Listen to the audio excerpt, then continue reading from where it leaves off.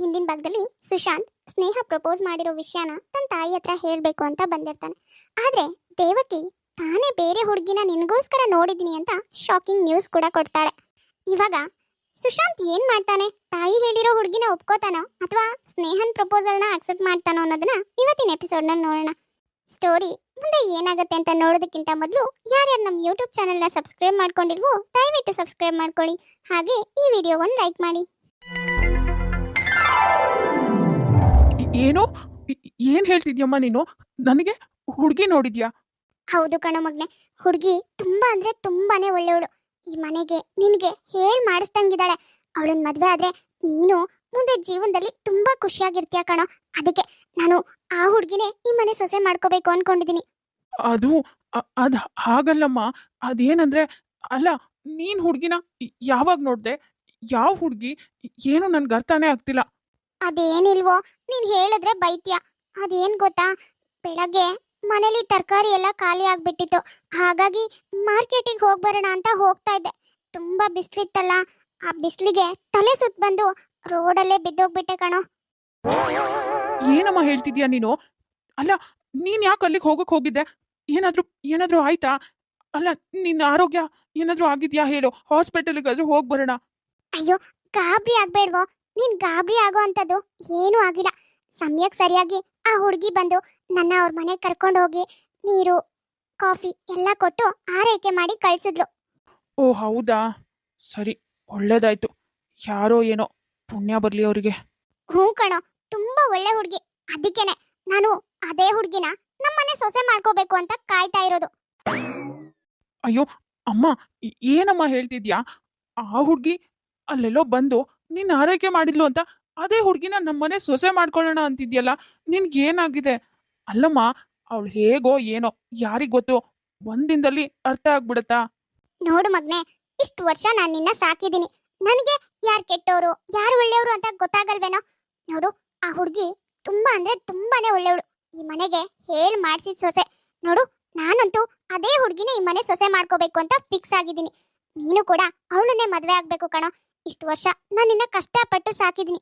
ಇವಾಗ ನಿನ್ ಜೀವನ ಸುಖವಾಗಿರ್ಲಿ ಅಂತಾನೆ ಹೇಳ್ತಾ ಇರೋದು. ಅಯ್ಯೋ ಅಮ್ಮ, ಅಮ್ಮ ನನ್ನ ಮಾತು ಕೇಳಮ್ಮ. ಅಮ್ಮ, ವಾಟ್? ಏನೋ ಹೇಳ್ತಿದ್ಯಾ ನೀನು? ನಿಮ್ಮಮ್ಮ ನಿನಗೆ ಹುಡುಗಿ ನೋಡಿದಾರ? ಹೌದು ಕಣೋ ಮಚ್ಚ, ನಾನು ಮನೆಗೆ ಬರೋ ಅಷ್ಟರಲ್ಲಿ ಅಮ್ಮ ನನಗೋಸ್ಕರನೇ ಕಾಯ್ತಾ ಇದ್ಲು. ಯಾರೋ ಯಾರನ್ನೋ ನೋಡ್ಕೊಂಡು ಬಂದಿದ್ದಾಳಂತೆ. ಈ ಮನೆ ಸೊಸೆ ಅವಳೇ ಕರೆಕ್ಟು, ನೀನು ಅವಳನ್ನೇ ಮದುವೆ ಆಗು ಅಂತ ಅವಳು ಪಟ್ಟು ಹಿಡ್ದಿದ್ದಾಳೆ ಕಣೋ. ಲೋ, ಏನೋ ಹೇಳ್ತಿದ್ಯಾ?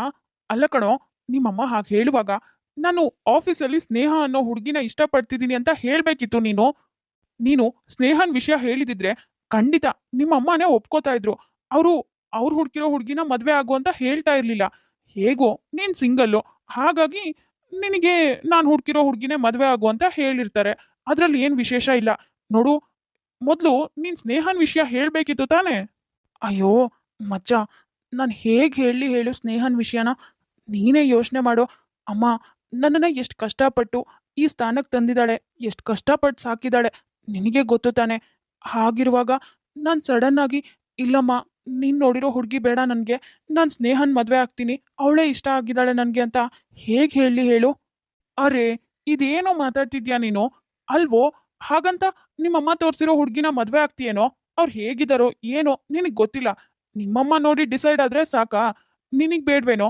ಮೊದಲೇ ನೀನು ನನ್ನ ಹುಡುಗಿ ಹಾಗಿರ್ಬೇಕು, ಹೀಗಿರ್ಬೇಕು, ಮಾಡ್ರನ್ ಆಗಿರ್ಬೇಕು, ಫ್ಯಾಷನ್ ಆಗಿರ್ಬೇಕು ಅಂತ ಹೇಳ್ತಾ ಇರ್ತೀಯ. ನಿನ್ನ ಟೇಸ್ಟಿಗೆ ತಕ್ಕ ಹಾಗಿರ್ಬೇಕು ಅಂತಿದ್ಯಾ. ಇವಾಗ ನೋಡಿದ್ರೆ ಅಮ್ಮ ತೋರಿಸಿದ ಹುಡುಗಿನ ಆಗ್ತೀನಿ ಅಂತಿದ್ಯಲ್ಲೋ. ಅದು ಅದು ಹಾಗಲ್ವೋ ಮಚ್ಚ. ಲೋ, ಹಾಗೂ ಇಲ್ಲ ಹೀಗೂ ಇಲ್ಲ. ಮೊದಲು ಹೋಗಿ ನೀನು ಸ್ನೇಹ ಅನ್ನೋ ಹುಡುಗಿನ ಇಷ್ಟಪಡ್ತಿದ್ದೀನಿ ಅಂತ ಹೇಳ್ಕೊ. ಆಮೇಲೆ ಅಮ್ಮ ಏನು ಹೇಳ್ತಾರೆ ಅನ್ನೋದು ಗೊತ್ತಾಗತ್ತೆ. ನೀನೇನೂ ಹೇಳ್ದೆ ಇದ್ರೆ ನೀನು ಅಮ್ಮ ಯಾರನ್ನು ತೋರಿಸ್ತಾರೋ ಅವ್ರನ್ನೇ ಮದುವೆ ಆಗ್ಬೇಕಾಗತ್ತೆ ನೋಡು. ಸರಿ ಕಣೋ, ನಾನು ಇವಾಗ ಅಮ್ಮನ ಹತ್ರ ಮಾತಾಡೋಕೆ ಟ್ರೈ ಮಾಡ್ತೀನಿ. ಏ, ಟ್ರೈ ಅಲ್ಲ ಕಣೋ, ನೀನು ಮಾತಾಡಲೇಬೇಕು. ಮಾತಾಡಿಲ್ಲ ಅಂದರೆ ಸ್ನೇಹ ಮಿಸ್ ಆಗ್ತಾಳೆ ಅಷ್ಟೇ. ಮೊದಲು ಹೋಗಿ ಅಮ್ಮನ ಹತ್ರ ಮಾತಾಡು. ಅಮ್ಮ, ನಾನು ನಿನ್ನ ಹತ್ರ ಸ್ವಲ್ಪ ಮಾತಾಡಬೇಕಿತ್ತು. ಅಯ್ಯೋ ಮಗ್ನೆ, ನನಗೆ ನಿನ್ನ ಹತ್ರ ಮಾತಾಡೋ ಅಷ್ಟೆಲ್ಲ ಪುರ್ಸೊತ್ತಿಲ್ಲ. ನಿನಗೂ ನನ್ನ ಹತ್ರ ಮಾತಾಡೋ ಅಷ್ಟೆಲ್ಲ ಪುರ್ಸೊತ್ತೇ ಇಲ್ಲ ಕಣೋ. ಬೇಗ ಬೇಗ ರೆಡಿಯಾಗಿ ನನ್ನ ಜೊತೆ ಹೊರಟ್ಬಿಡು. ಇನ್ನೇನು ಟೈಮ್ ಆಗೋಯ್ತು. ಅರೆ, ಏನಮ್ಮ ಇಷ್ಟೊಂದು ಅರ್ಜೆಂಟಾಗಿ ಎಲ್ಲಿಗೆ ಹೊರಟಿದ್ದೀವಿ? ಎಲ್ಲಿಗೆ ಹೋಗ್ಬೇಕು? ಅದೇ ಕಣೋ, ನಾನು ನಿನ್ನೆ ಹೇಳಿದ್ನಲ್ಲ, ನಮ್ಮನೆ ಸೊಸೆ ಹೇಗಿರ್ಬೇಕೋ ಅವಳು ಹಾಗೆ ಇದ್ದಾಳೆ. ತುಂಬಾ ಒಳ್ಳೆ ಹುಡುಗಿ. ಅವಳನ್ನ ನಮ್ಮನೆ ಸೊಸೆ ಮಾಡ್ಕೊಳ್ಳೋಣ ಅಂತ ಆ ಹುಡುಗಿ ಮನೆಗೆ ಹೋಗಿ ಹುಡುಗಿ ಕೇಳೋ ಶಾಸ್ತ್ರ ಕಣೋ. ನಾವಿಬ್ರು ಹೋಗಿ ಅವಳನ್ನ ನೋಡ್ಕೊಂಡು ಮಾತಾಡ್ಕೊಂಡು ಬರೋಣ, ಆಯ್ತಾ? ಅಮ್ಮ, ಏನ್ ಮಾತಾಡ್ತಿದ್ಯಾ ನೀನು? ಅಲ್ಲಮ್ಮ, ಹೀಗೆ ದಿಢೀರಂತ ಯಾಕಮ್ಮ? ಅಮ್ಮ, ನನ್ನ ಮಾತು ಕೇಳು. ಅಯ್ಯೋ ಮಗ್ನೆ, ಮಾತೆಲ್ಲ ಕೇಳ್ತಾ ಕೂರು ಅಷ್ಟೆಲ್ಲ ಪುರ್ಸೋತಿಲ್ಲ. ಅವ್ರಿಗೆ ಬೇರೆ ಫೋನ್ ಮಾಡಿ ಹೇಳಿದೀನಿ, ಮೊದ್ಲು ಹೋಗೋಣ, ಲೇಟ್ ಆಗಿರುತ್ತೆ ಕಣೋ. ಅವ್ರು ಅವಾಗಿಂದ ಕಾಯ್ತಾ ಇರ್ತಾರೆ. ಬಾ ಬಾ, ಬೇಗ ಹೋಗ್ಬರೋಣ ಬಾ ನೀನು. ಅಯ್ಯೋ, ಛೇ, ಇವಾಗ ಏನು ಮಾಡಲಿ? ಅಮ್ಮ ಬೇರೆ ಅವ್ರಿಗೆ ಫೋನ್ ಮಾಡಿ ಹೇಳ್ಕೊಂಡಿದ್ದಾಳೆ. ನಾನಿವಾಗ ಏನಾದರೂ ಹೇಳಿ ಬೇಡ ಅಂತ ಹೇಳಿಬಿಟ್ರೆ ಅವಳಿಗೂ ಬೇಜಾರಾಗುತ್ತೆ. ಅವ್ರ ಮನೇಲೂ ಅಮ್ಮನ ಬಗ್ಗೆ ತಪ್ಪು ತಿಳ್ಕೊತಾರೆ. ಏನು ಮಾಡಲಿ? ಹೋಗ್ಲೋ ಬೇಡವೋ? ಹೋಗಿಲ್ಲ ಅಂದರೆ ಸುಮ್ಮನೆ ಅಮ್ಮ ಎಲ್ರ ಮುಂದೆ ತಲೆ ತೆಗಿಸ್ಬೇಕಾಗತ್ತೆ. ಛೇ.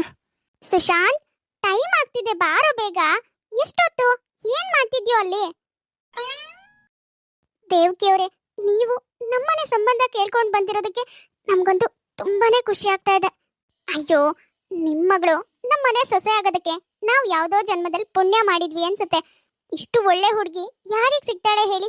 ಇವಾಗಿನ ಪ್ರಪಂಚದಲ್ಲೋ ಹುಡುಗರು ಎಲ್ಲಾ ಮಕ್ಕಳು ಹೇಗ್ ತಯಾರಾಗಿದ್ದಾರೆ ಅಂತ ನಿಮಗೆ ಗೊತ್ತು. ಇಷ್ಟು ಒಳ್ಳೆ ಗುಣ ಇರೋ ಹುಡುಗಿ ಸಿಗೋದು ಖಂಡಿತ ಸಾಧ್ಯ ಇಲ್ಲ. ಅದಕ್ಕೆ ನಾನು ಅವಳು ನೋಡ್ದಾಗ್ಲೇ ನನಗೆ ತುಂಬಾ ಇಷ್ಟ ಆದ್ದು. ಸೊಸೆ ನಮ್ಮನೆ ಸೊಸೆನೆ ಮಾಡ್ಕೋಬೇಕು ಇವಳನ್ನ ಅಂತ ಅವಾಗ್ಲೇ ಡಿಸೈಡ್ ಮಾಡ್ಕೊಂಡಿದ್ದೆ. ದೇವ್ಕಿಯವ್ರೆ, ನೀವೇನೋ ನನ್ನ ಮಗಳನ್ನ ಮನಸ್ಫೂರ್ತಿಯಾಗಿ ಇಷ್ಟಪಟ್ಟಿದ್ದೀರಾ. ಆದ್ರೆ ನಿಮ್ಮ ಮಗ ಯಾಕೋ ತುಂಬಾನೇ ಸೈಲೆಂಟ್ ಆಗಿದ್ದಾರೆ. ಅವರಿಗೆ ಈ ಮದ್ವೆ ಇಷ್ಟ ಇದೆಯೋ ಇಲ್ಲೋ ಅಂತ ಒಂದ್ಸಾರಿ ಕೇಳೋದು ಒಳ್ಳೇದಲ್ವಾ? ಅಯ್ಯೋ ಸುಧಾ ಅವ್ರೆ, ಏನ್ ಹೀಗೆ ಹೇಳ್ತಿದ್ದೀರಾ? ನನ್ನ ಮಗ ಇಷ್ಟು ದಿನದಲ್ಲಿ ನನ್ನ ಆಯ್ಕೆನ ಯಾವತ್ತೂ ತಿರಸ್ಕಾರನೇ ಮಾಡಿಲ್ಲ. ನಾವು ಬರೋಕ್ಕಿಂತ ಮೊದಲು ಕೂಡ ನಿಮ್ಮ ಮಗಳ ಬಗ್ಗೆ ಎಲ್ಲಾನು ಹೇಳ್ಬಿಟ್ಟೆ ಕರ್ಕೊಂಡು ಬಂದಿದ್ದೀನಿ. ನಾನು ಆರ್ಸಿರೋದು ಅಂದ್ರೆ ಅವ್ನು ಖಂಡಿತವಾಗ್ಲು ಯಾವ ವಿರೋಧನೂ ವ್ಯಕ್ತಪಡಿಸಲ್ಲ. ನೀವು ಅದ್ರ ಬಗ್ಗೆ ಎಲ್ಲ ಯೋಚನೆ ಮಾಡಬೇಡಿ.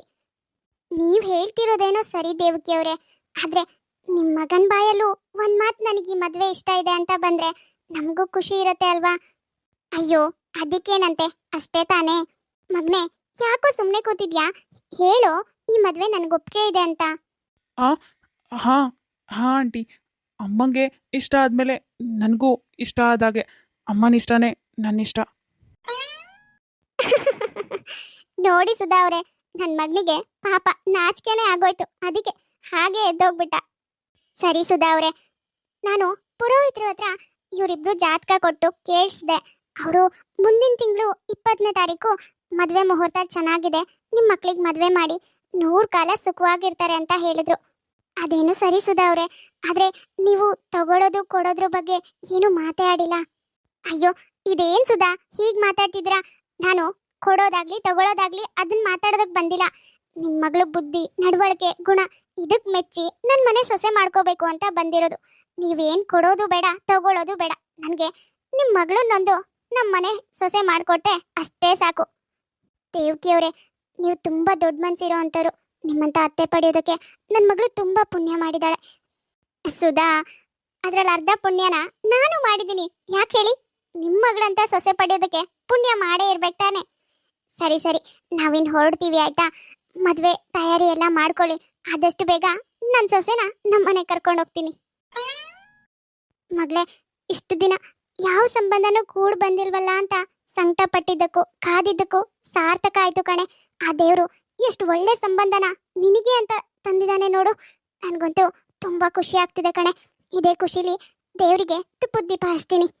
ಸುಶಾಂತ್ ಮತ್ತೆ ಆರ್ತಿ ಮದ್ವೆ ಮಾತುಕತೆ ಆಗಿ ಮದ್ವೆ ಡೇಟ್ ಕೂಡ ಫಿಕ್ಸ್ ಮಾಡ್ತಾರೆ. ಇಷ್ಟು ಒಳ್ಳೆ ಸಂಬಂಧ ಮಗಳಿಗೆ ಕೂಡ್ ಬಂದಿದ್ಯಲ್ಲ ಅಂತ ಆರ್ತಿ ತಾಯಿ ಸುಧಾ ತುಂಬಾನೇ ಖುಷಿ ಪಡ್ತಾಳೆ. ಎಲ್ಲಾ ತಂದೆ ತಾಯಿಗೂ ಇದೇ ತಾನೆ, ಮಕ್ಕಳಿಗೆ ಒಂದು ಒಳ್ಳೆ ಸಂಬಂಧ ಬಂದು ಅವ್ರ ಜೀವನ ಸುಖವಾಗಿರತ್ತೆ ಅಂತ ಗೊತ್ತಾದ್ರೆ ಅವರಿಗಾಗೋ ಅಷ್ಟು ಖುಷಿ ಮತ್ ಯಾರಿಗೂ ಆಗಲ್ಲ.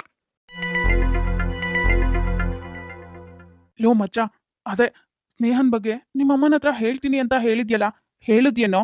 ನಿಮ್ಮಮ್ಮ ಏನು ಹೇಳಿದ್ರು? ಏನು, ಅಮ್ಮನ ಹತ್ರ ಸ್ನೇಹನ್ ಬಗ್ಗೆ ಹೇಳೋದಾ? ಹೇಳೋದಕ್ಕೂ ಬಿಡೋದಕ್ಕೂ ನನಗೆ ಅಮ್ಮನ ಹತ್ರ ಮಾತಾಡೋ ಚಾನ್ಸ್ ಸಿಕ್ಕಿದ್ರೆ ತಾನೇ ನಾನು ಇರೋ ವಿಷಯ ಹೇಳ್ಕೊಡೋದಕ್ಕಾಗೋದು. ಏನು ಏನೋ ಹೇಳ್ತಿದ್ಯಾ ನೀನು? ಅಮ್ಮನ ಹತ್ರ ಮಾತಾಡೋದಕ್ಕೆ ಚಾನ್ಸ್ ಸಿಕ್ಕಿಲ್ವಾ? ಇನ್ನೇನೋ ಮಾಡಿದೆ? ಅಮ್ಮನ ಹತ್ರ ಹೇಳಬೇಕು ಅಂತಾನೆ ಹೋದೆ ಕಣೋ, ಆದರೆ ಅಮ್ಮ ಮಾತಾಡೋ ಚಾನ್ಸೇ ಕೊಟ್ಟಿಲ್ಲ. ಅವಳಿಗೆ ಇಷ್ಟ ಆಗಿರೋ ಹುಡುಗಿ ಮನೆಗೆ ಕರ್ಕೊಂಡು ಹೋಗಿ ನನ್ನ ಅವಳನ್ನ ಭೇಟಿ ಮಾಡಿಸಿ ಮದುವೆ ಕೂಡ ಫಿಕ್ಸ್ ಆಯ್ತು. ನೆಕ್ಸ್ಟ್ ಮಂತ್ 20ಗೆ ಮದುವೆ. ಮುಂದೆ ಸ್ಟೋರಿ ಏನಾಗುತ್ತೆ, ಸುಶಾಂತ್ ಈ ಮದ್ವೆನ ಮಾಡ್ಕೋತಾನೋ ಮಾಡ್ಕೊಳ್ಳಲ್ವೋ, ಏನೆಲ್ಲ ತಿರುವು ಪಡ್ಕೊಳ್ಳುತ್ತೆ ಅಂತ ನೆಕ್ಸ್ಟ್ ಎಪಿಸೋಡ್ನಲ್ಲಿ ನೋಡೋಣ. ನೋಡಿದ್ರಲ್ಲ ವೀಕ್ಷಕರೇ, ಇವತ್ತಿನ ಈ ವಿಡಿಯೋ ನಿಮ್ಗೆ ಇಷ್ಟ ಆಗಿದ್ರೆ ಪ್ಲೀಸ್ ನಮ್ಮ ಯೂಟ್ಯೂಬ್ ಚಾನಲ್ನ ಸಬ್ಸ್ಕ್ರೈಬ್ ಮಾಡ್ಕೊಳ್ಳಿ, ಲೈಕ್ ಮಾಡಿ, ಶೇರ್ ಮಾಡಿ, ಹಾಗೆ ಕಮೆಂಟ್ ಮಾಡಿ. ತುಂಬ ಜನ ಹಾಗೆ ವಿಡಿಯೋಸ್ ನೋಡ್ತಾ ಇದ್ದೀರಾ. ಯಾರ್ಯಾರು ಹಾಗೆ ವಿಡಿಯೋಸ್ ನೋಡ್ತಾ ಇದ್ರೋ ದಯವಿಟ್ಟು ಸಬ್ಸ್ಕ್ರೈಬ್ ಮಾಡ್ಕೊಳ್ಳಿ. ಹಾಗೆ ಪಕ್ಕದಲ್ಲಿರೋ ಬೆಲ್ ಐಕಾನ್ ಕ್ಲಿಕ್ ಮಾಡಿ ಆಲ್ ಅನ್ನೋದನ್ನ ಸೆಲೆಕ್ಟ್ ಮಾಡಿ. ನೆಕ್ಸ್ಟ್ ಯಾವುದೇ ವಿಡಿಯೋ ಹಾಕಿದ್ರು ನೋಟಿಫಿಕೇಶನ್ ಬರುತ್ತೆ. ನೋಟಿಫಿಕೇಶನ್ ಮೂಲಕ ನೀವು ವಿಡಿಯೋನ ನೋಡ್ಬೋದು. ಸರಿ, ಹಾಗಾದ್ರೆ ನಾನಿನ್ನ ಹೊರಡ್ತೀನಿ. ನೆಕ್ಸ್ಟ್ ವಿಡಿಯೋದಲ್ಲಿ ಮತ್ತೆ ಸಿಗ್ತೀನಿ.